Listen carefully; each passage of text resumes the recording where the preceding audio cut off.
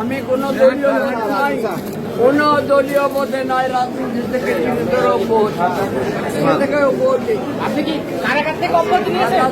করবো না, সরকার থেকে রাজনীতি আর করবো না। এই দেশে রাজনীতি আদালতে দাঁড়িয়ে এমনটাই মন্তব্য করেন আওয়ামী লীগের সাবেক শিল্প প্রতিমন্ত্রী কামাল আহমেদ মজুমদার। এক পর্যায়ে আদালতের কাছে তিনি কাঁদতে কাঁদতে অভিযোগ করেন, কারাগারে তার ডায়াবেটিক্স মাপার মেশিন ও ডিজিটাল কুরআন শরীফ দেওয়া হয়নি। ৩ মার্চ সোমবার ঢাকার চিফ মেট্রোপলিটন ম্যাজিস্ট্রেট CMM আদালতে এসব অভিযোগ করেন ঢাকা ১৫ আসনের সাবেক সংসদ সদস্য কামাল আহমেদ মজুমদার। ডায়াবেটিস রোগী, উনি ডায়াবেটিসের সরঞ্জাম চায় আর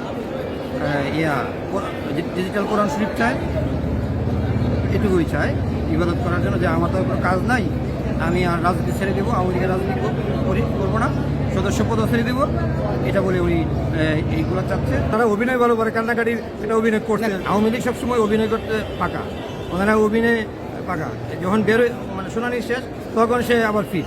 জানা যায়, আদালতে বিচারক মামলার নথিপত্র পড়ার পর আনিসুল হক, সালমান এফ রহমান কামাল আহমেদ মজুমদারকে উদ্দেশ্য করে বলেন, আপনাদের কাফরুল থানার একটি হত্যা মামলায় গ্রেফতার দেখানো হয়েছে। এ মামলায় এজাহারে আপনাদের নাম রয়েছে। বিচারকের কথা শেষ না হতেই কামাল আহমেদ মজুমদার বিচারকের উদ্দেশ্যে বলতে শুরু করেন, মাননীয় আদালত, আমার বয়স এখন ৭৬ বছর। আমি ডায়াবেটিক্সের রোগী। কারাগার কর্তৃপক্ষ আমাকে ডায়াবেটিক্স মাপার মেশিনও নিতে দিচ্ছে না। আমাকে ডিজিটাল কুরআন শরীফ নিতে দেওয়া হচ্ছে না। কামাল আহমেদ মজুমদার এ কথা বলার পর কাঁদতে থাকেন।